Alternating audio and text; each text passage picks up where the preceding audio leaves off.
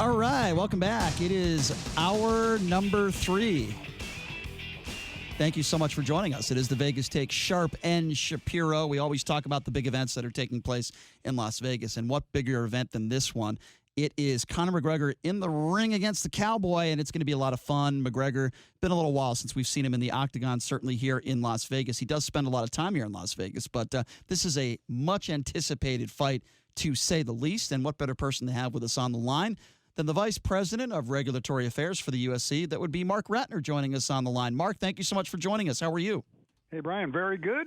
Just came back from what we call the real weigh-in, the official weigh-in, which we do on the morning before the fight. And both Conor and Cowboy Cerrone both weigh 170. So there you go. Good. Well, I want to ask you a little bit about McGregor's demeanor, because at the press conference this week, he seemed a little toned down, and he seemed a lot more respectful than I've seen him in the past. What do you make of that?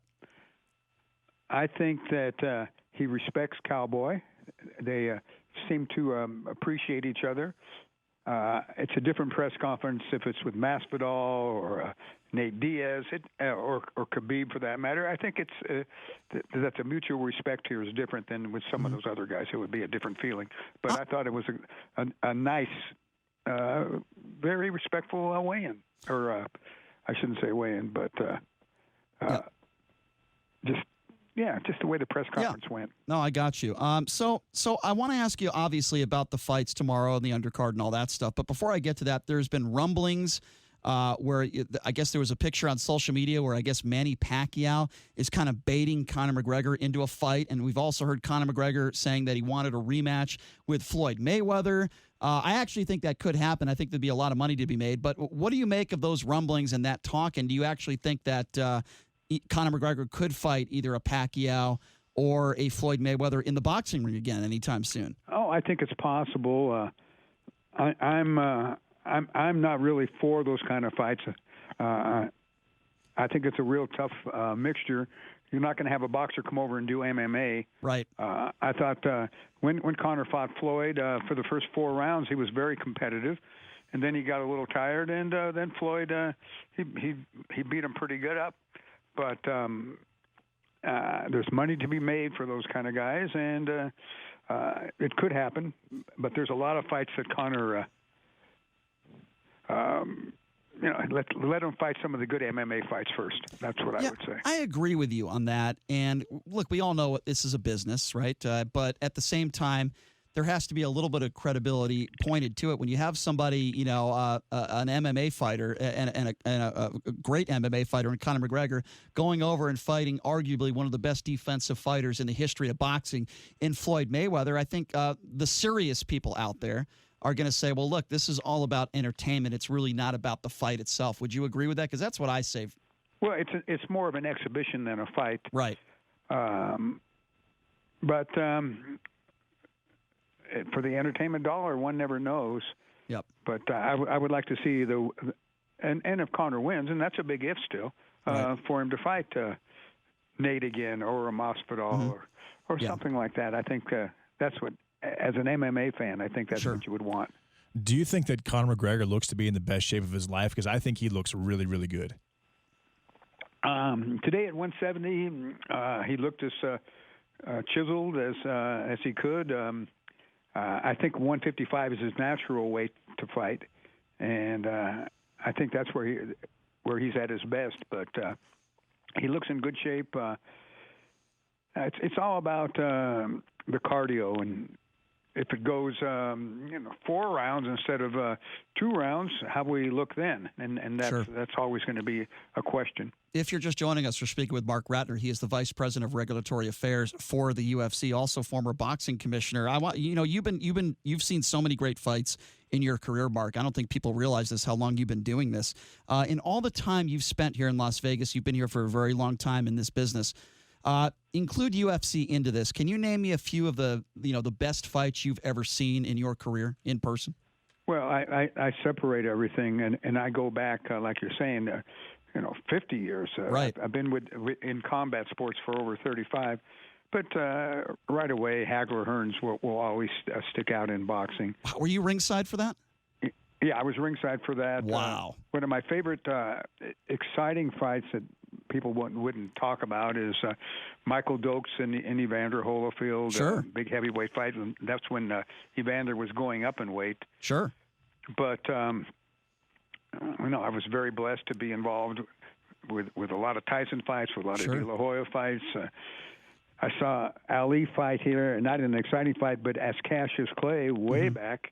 And he fought a guy named Duke Sabadong. So I saw Ali fight about I think 9 or 10 times. Wow. So that is incredible. I've been very blessed, and the MMA to see Anderson Silva, to see BJ Penn when he was young, when he could really fight, was really something. Sure. No, I mean, you've had an illustrious career for sure, and I'm very jealous that you had a chance to see all those fights.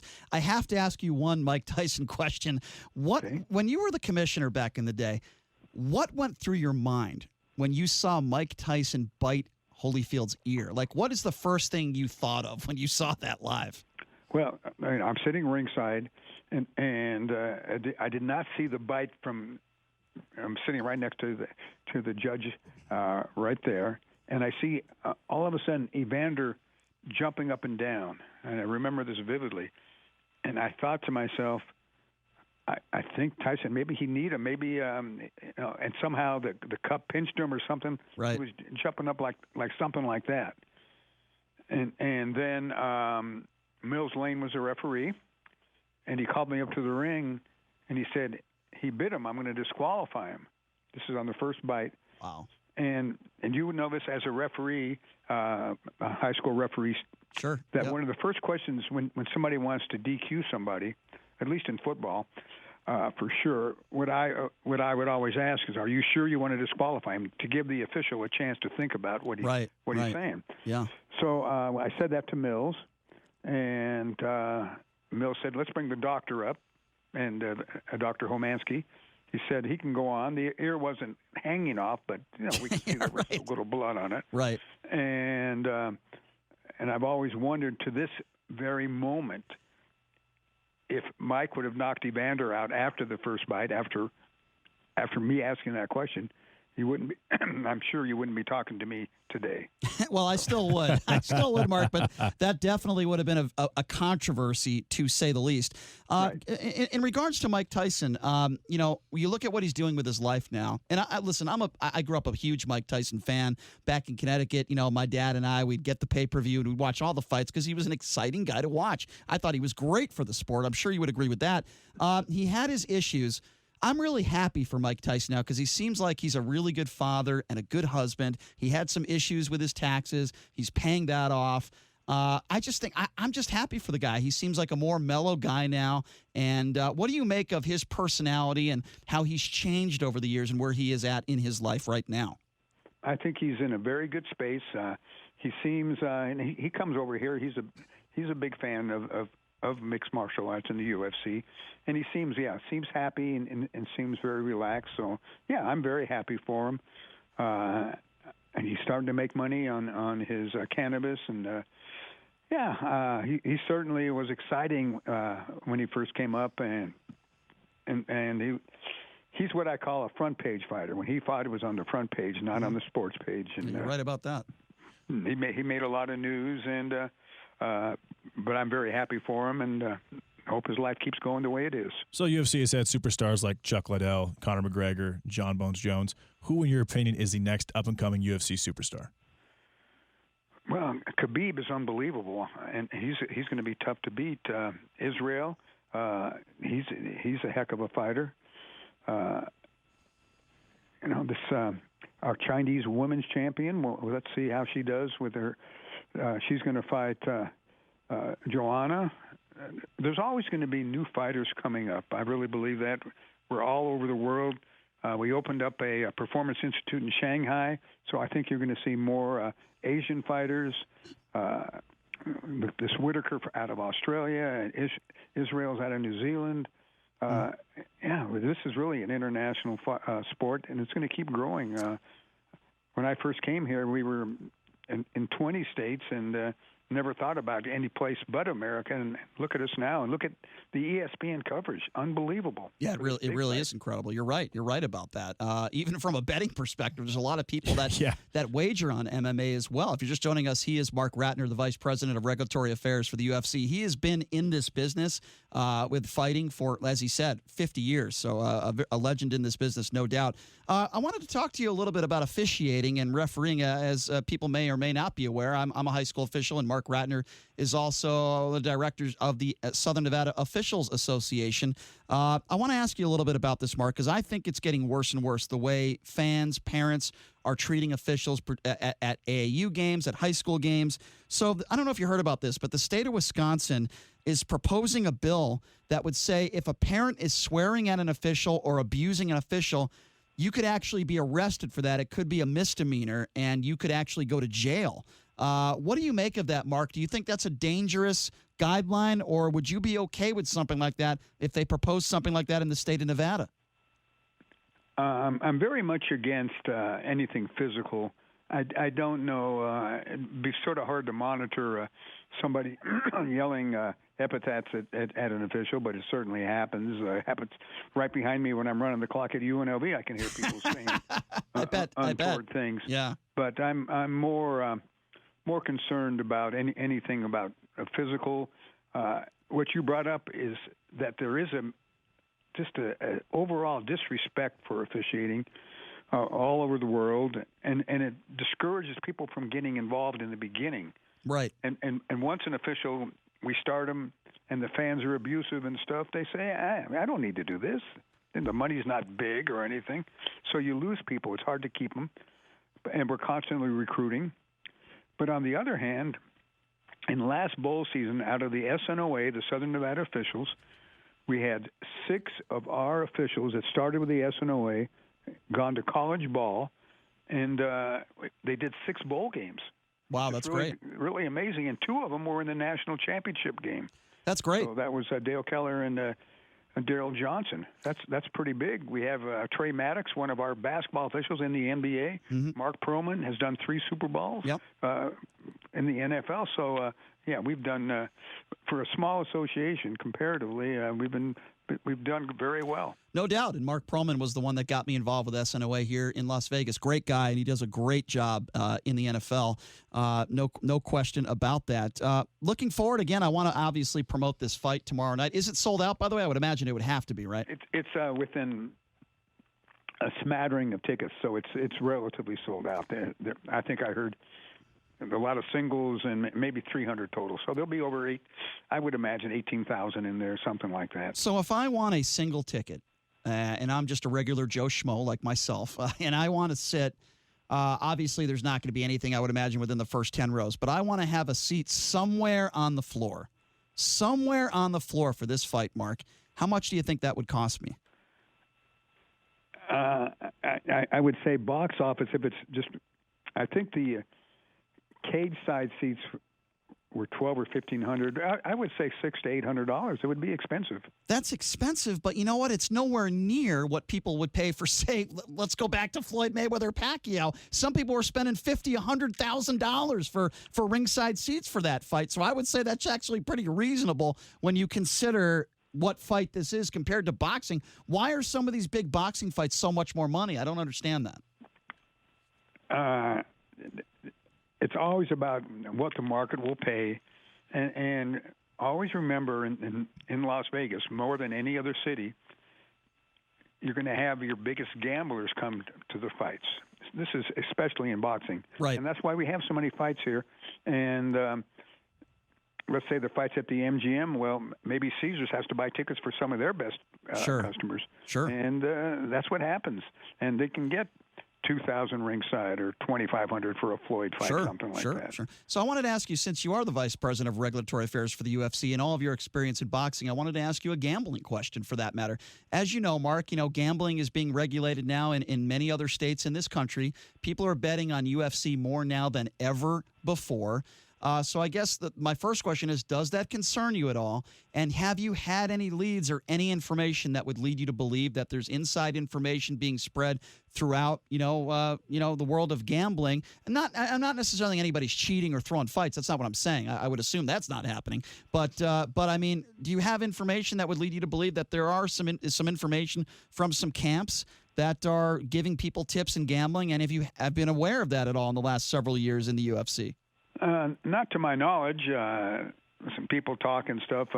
This reminds me when Evander fought Mike the first time, where Lou Duva and the corner people were bragging how much money they made because they bet legally in the race book or sports book on Evander because he got good odds. And so that stuff happens. But the rest of it, I have no idea. No inside information that I've heard. But what bothers me about that's probably a good thing. Yeah, and what bothers me about Roger Goodell in the NFL for years is that they were so anti-gambling, and I think he understands it, but he didn't want to admit it. I think I saw a stat, Mark, that says like 7 or 8 out of 10 people that are watching an NFL game have some sort of action on the game. Now that might be through a bookie illegally, or it might be through legal outlets. But I think as a commissioner, you need to embrace that. And maybe Roger Goodell is finally turning things around. With that, obviously having the Raiders here is going to help. But I think you have to embrace those fans, right, Mark? I mean, there's a lot of people that love the UFC that don't bet. But then again, there are a lot of people that bet on these fights and are watching it for that reason alone. There's nothing wrong with that, right? No, I agree completely. You have to embrace it. You're going to see if they don't embrace it, because people like to bet on plays now. They want to say, will this play be a pass or a run? Right. There's a lot of in-play stuff. And you're going to see more and more stadiums where it's legal in that state have betting places where you can bet on those kind of things and have it wired that way. And I don't know of Allegiant Stadium is doing that, but I'm sure that they're thinking about it. And, they better embrace it. Yeah. But I'll show you how far this has come. College basketball, 1 second to go and somebody shoots a 3. Now they have to come and look at the monitor to make sure that that goal was good or bad, or came before the clock expired. Before they just run off. It didn't matter. It was a 10-point game. Well, you're right. And they have to do that. That's part of their regimen now. Of course. So before, you're telling me before, they never really cared if there was like a couple seconds left to go in a game. They didn't put the I guess they didn't put forth the effort that they do now. Is that what you're saying? And you're talking like a blowout, like Kentucky's beating McNeese State by 40, right? And the spread is 36 or 37, and a 3 comes in late. Yeah, you're right. Before that would have never happened. So they put the effort in now where maybe they didn't in the past. Is that what you're saying? They have to go to the monitor and just double check that the shot went before the horn or something, and otherwise, we just run off. So that shows you how far gambling has come. Yeah, it's incredible. Well, Mark, I always appreciate it when you come on our show. I really appreciate the time. This is really an exciting time for the UFC, and this is a big fight Saturday, a great undercard as well. It's always fun when Conor McGregor's in the octagon. I don't care who he's fighting, but this is obviously a very worthy opponent, and we're all going to have our eyes glued to the television if you can't be there at T-Mobile on Saturday night. Mark, thank you so much for your time. Really always appreciate it. Thanks, guys. And on the way to the fights, I have to stop at to do my UNLV clock duties, and then I'll come over at 5 o'clock. Oh, that's right. They are playing New Mexico on Saturday. Right. Yeah, that's right. Well, we'll see you over there. I'll be there, Mark. Thank you so much. All right. Thanks. All right, there you go. Yeah, thanks a lot, Mark. Always fun talking to Marc Ratner, a legend in this business. He's been doing it for 50 years. He's the Vice President of Regulatory Affairs for the UFC. He's also the head of the Southern Nevada Officials Association. He also does the clockwork for UNLV games and all the other college basketball tournaments in town. This man is a busy, busy guy. No question. All right, we're going to take a quick break, and when we come back, a preview of the NFL games over the weekend, where we're going to be watching them. I'll talk a little bit about that. It's going to be fun. And UNLV basketball with, as we just mentioned, a game on Saturday. We'll get to that coming up next. You're listening to The Vegas Take right here on the all-new 101.5 FM, 720 AM, KDAWN.